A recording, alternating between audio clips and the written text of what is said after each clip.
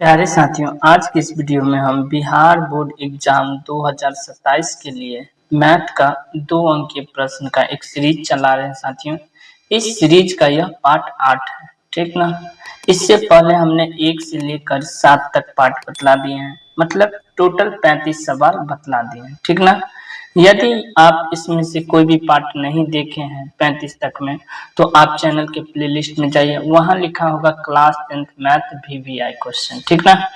तो यह जो है प्लेलिस्ट में एक एक पार्ट करके आप जरूर देख लीजिएगा, अच्छे से कॉपी में नोट डाउन कर लीजिएगा।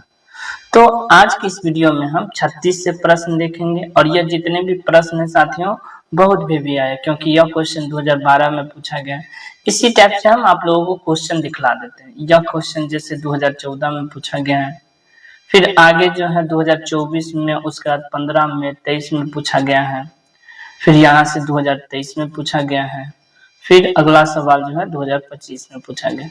तो हम टोटल 5 सवाल बतलाएंगे साथियों। तो आइए बढ़ते हैं बिना देरी के क्वेश्चन की ओर। इससे पहले आप लोग चैनल पर नए हैं तो सब्सक्राइब जरूर कीजिएगा, अपने दोस्तों के साथ शेयर कर दीजिएगा। क्वेश्चन नंबर 36 क्या है देख सकते हैं। द्विघात समीकरण 5x² माइनस 4x प्लस में 2 बराबर 0 का विवेचक। विवेचक कहने का मतलब होता है डी निकालना, डी जो है ज्ञात करना है। तो यहाँ से पहले हम लिखेंगे हल।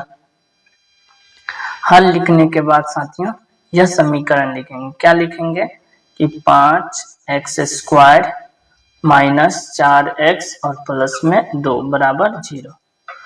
तो यहाँ से a बराबर कितना हो जाएगा, तो a बराबर जो शुरू में है वह a का मान हो जाएगा 5। b बराबर क्या हो जाएगा, b का मान जो है जो x के पीछे में है, यहाँ से देख सकते हैं a बराबर तो यह हो गया 5, b बराबर हो जाएगा यह माइनस का 4, और c बराबर लिखेंगे तो 2 हो जाएगा, ठीक ना। तो समझ गए होंगे। तो a बराबर 5 लिखते हैं, b बराबर माइनस का 4 और c बराबर जो है क्या लिखेंगे 2 लिखेंगे। तो विवेचक यानी कि डी निकालना, तो लिखेंगे विवेचक यानी डी। डी बराबर सूत्र होता है साथियों b² माइनस 4ac, ठीक ना। b² जो है डी बराबर क्या होता है b² माइनस 4ac। तो यहाँ से है b² करने का मतलब b कितना है, तो माइनस का 4 है, तो माइनस का 4 का स्क्वायर लिखेंगे। फिर माइनस 4 गुने a कितना है 5 है, और यहाँ से c कितना है 2 है। एक बार समझिए साथियों, b² मतलब b का मान यह देख रहे हैं 4, इसका स्क्वायर लिख देंगे, समझ में आया। फिर माइनस है तो माइनस लिखें। फिर यहाँ से देखिए 4 का तो 4 लिखेंगे ही, और a का मान कितना है 5 और c का मान कितना है 2, तो a का मान 5 लिखे, c का मान 2। समझ में आया यहाँ तक, कोई दिक्कत नहीं। अब गुना कीजिए, 4 का स्क्वायर कितना हो जाएगा 16, माइनस में तो प्लस, माइनस का देखिए 4 पंचे 20, 20 दूना 40 हो गया यहाँ तक।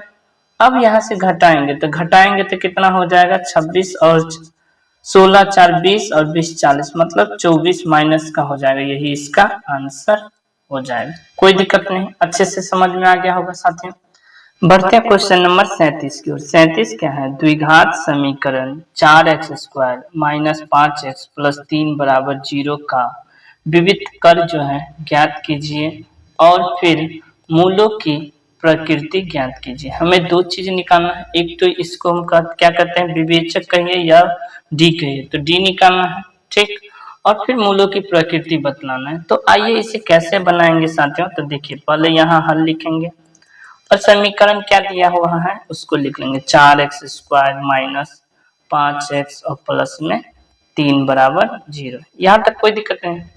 फिर अगला लाइन क्या सोचना है साथियों कि इसमें a कितना होगा, इसमें a बराबर कितना हो जाएगा 4 हो जाएगा, a बराबर 4 हो जाएगा। b बराबर यह हो जाएगा, b बराबर कितना हो जाएगा माइनस का 5, और c जो है लास्ट में हो जाएगा c बराबर 3। इस लाइन को समझ गए। क्यों होता है साथियों कि ax² plus bx plus c बराबर 0 के रूप में होता है द्विघात समीकरण। द्विघात समीकरण का व्यापक रूप क्या हो जाएगा ax² प्लस bx और प्लस c बराबर 0। यह लाइन समझ गए। इसीलिए x² के पीछे वाला a होता है, x के पीछे वाला b, और c जो है लास्ट में होता है। यहाँ तक कोई दिक्कत नहीं। तो यहाँ तक समझ गए। तो इस लाइन को लिखिए थोड़ा कि a बराबर कितना हो जाएगा 4, बी बराबर कितना हो जाएगा माइनस का 5 और सी बराबर कितना हो जाएगा 3। निकालना क्या है डी। डी निकालने के लिए सूत्र होता है बी स्क्वायर माइनस 4ac। अब b का कहने का मतलब कितना, तो b यहाँ से देख सकते कितना है माइनस का 5, तो माइनस का 5 का स्क्वायर फिर माइनस 4 गुने a का मान कितना है 4 और c का मान कितना है 3, तो 5 का स्क्वायर कितना हो जाएगा 25, 4 चौका 16 तिया 48, घटाएंगे तो 5 8 में से 3 5 गया तो 3 और यहाँ से 23, मतलब 23 जो है माइनस में आ गया। तो यह 23 आ गया माइनस में, तो डी कितना हो गया, तो यहाँ से लिखेंगे साथियों जो है डी बराबर माइनस का 23। डी निकालना था तो डी एक आंसर बन गया। और फिर क्या कर रहा है साथियों, मूलों की जो है प्रकृति निकालना, तो डी माइनस में यानी कि जो है डी का मान क्या है 0 से छोटा है कि नहीं, तो इसीलिए क्या हो जाएगा मूलों का जो है कोई वास्तविक मूल नहीं होगा। तो लिखेंगे साथियों अतः द्विघात समीकरण, क्या लिखेंगे द्विघात समीकरण का कोई वास्तविक मूल नहीं होगा, कोई वास्तविक मूल नहीं होगा। समझ में आया, यही इसका आंसर हो जाएगा, कोई दिक्कत नहीं। तो बढ़ते हैं हम नेक्स्ट सवाल की ओर, क्वेश्चन नंबर 38 क्या है साथियों, देख सकते हैं कि k का मान ज्ञात करें, k का मान निकालना है, जिसके लिए समीकरण दिया हुआ है, क्या दिया है 2x² प्लस में kx प्लस में 3 बराबर 0 के दोनों मूल वास्तविक और समान हो। तो यहाँ से साथियों जब मूल जो है वास्तविक और समान लिखा रहे तो d का मान हम 0 मानेंगे, ठीक ना। कब होता है मूल वास्तविक और समान, जब d बराबर 0 हो। समझ में आया ना साथियों। और यह क्वेश्चन जैसा कि देख रहे होंगे 2024 में, 2015 में, 2023 में, हो सकता है 2027 में भी पूछे, तो इसीलिए अच्छे से इसे कॉपी में नोट डाउन कीजिएगा और समझते चलिएगा।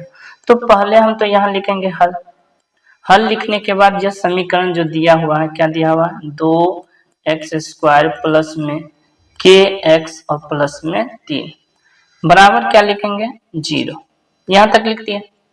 अब अभी जस्ट बतलाएं कि x² के पीछे वाला a होता है, यानी a बराबर कितना हो जाएगा 2, b बराबर कितना हो जाएगा k और c बराबर कितना हो जाएगा 3। यहाँ तक समझ में आया। जब मूल वास्तविक और समान है यानी कि लिखेंगे मूल वास्तविक और समान हो तो d का मान क्या हो जाएगा, इसीलिए d का मान क्या हो जाएगा d बराबर 0 हो जाएगा। समझ में आया।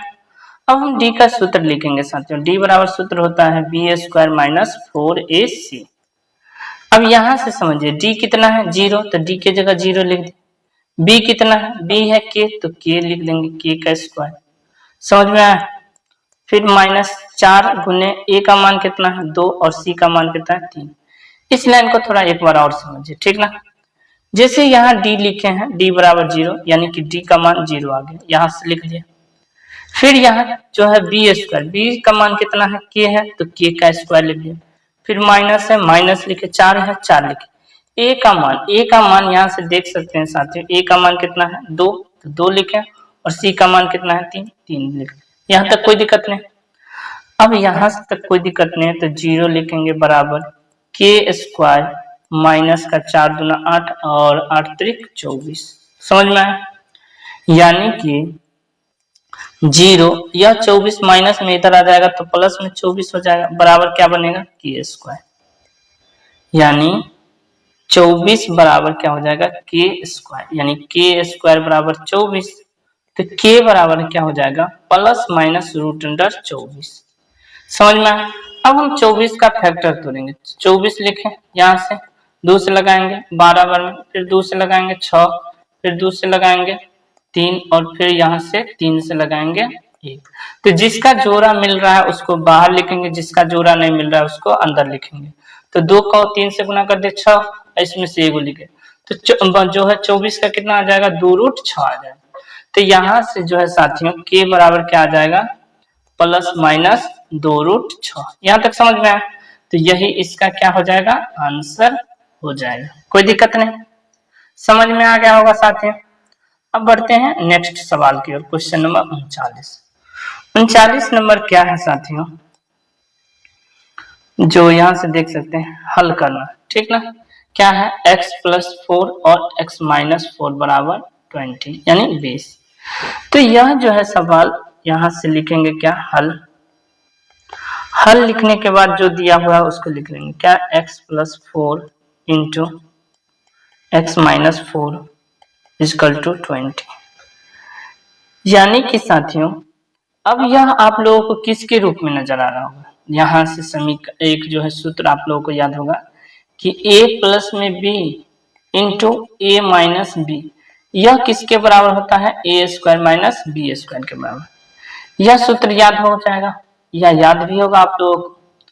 तो समझिए थोड़ा यहाँ से कि यह जो है a प्लस b में है कि नहीं, देखिए a और यह b, यहाँ तक समझ में। फिर यहाँ से समझिए यह जो है a फिर यह b अब बीच में माइनस है कि नहीं, तो यह इस पर मिल रहा है तो क्या बनेगा a² माइनस b²। तो कहने का साथियों क्या तात्पर्य हो गया कि लिखेंगे क्या यहाँ से a² मतलब x² और यहाँ से लिखेंगे 4 का स्क्वायर बराबर कितना हो जाएगा 20। इस लाइन को समझ गए होंगे। तो x² 4 का स्क्वायर कितना होता है 16 बराबर 20 हो गया यहाँ तक। तो x² बराबर कितना हो जाएगा 20 और यह माइनस में उधर जाएगा तो प्लस में हो जाएगा 16। तो x² बराबर कितना हो गया 36 हुआ कि नहीं।